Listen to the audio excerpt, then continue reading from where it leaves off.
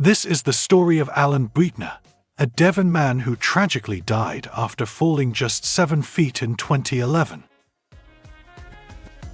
Alan Beutner, 58, who lived in the Catterdown area, was decorating the exterior of a house in Carlton Terrace, Lipson, Plymouth, on the 15th June, 2011, when the ladder twisted free and he fell onto the concrete path below.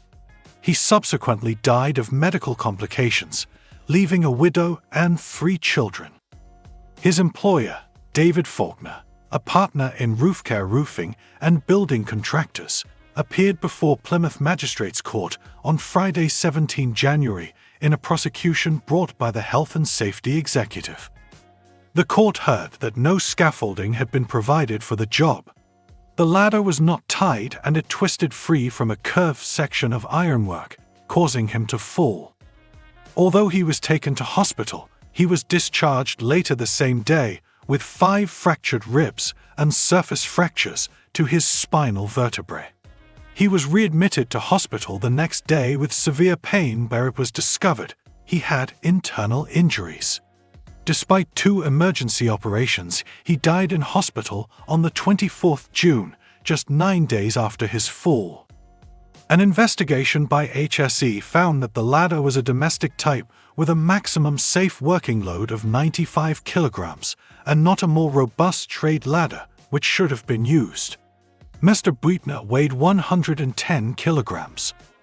The work should have been carried out from a scaffold to prevent the risk of falls, but failing that, Mr. Faulkner should have ensured the ladder was securely braced and tied to the building. David Faulkner, of Catterdown, Plymouth, pleaded guilty to an offence under the Work at Height Regulations 2005 and was fined £2,000 and ordered to pay £5,000 in costs.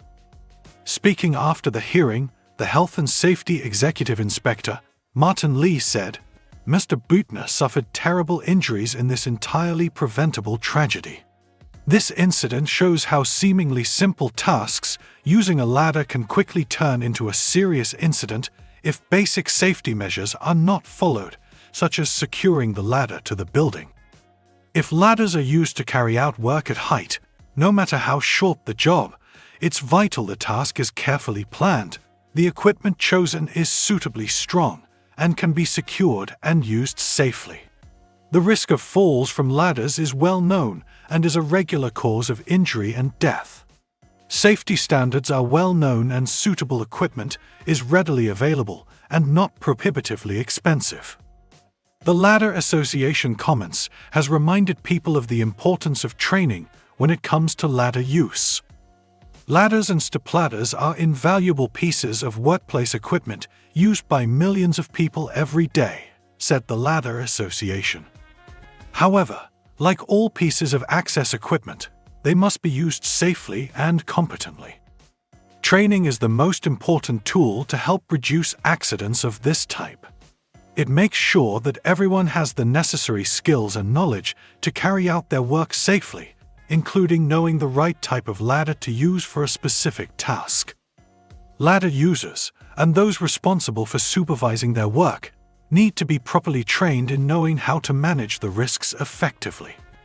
If it's right to use a ladder, it's important to use the right ladder and to get trained to use it safely. Otherwise, in extreme cases, it can result in a tragic loss of life with shattering consequences. The untimely death of Alan is testament to this. At Safety Rocks, we believe that this tragedy was entirely avoidable. Everyone should know how to use a ladder safely. So, we are Safety Rocks. And we've been rocking safety since 2015.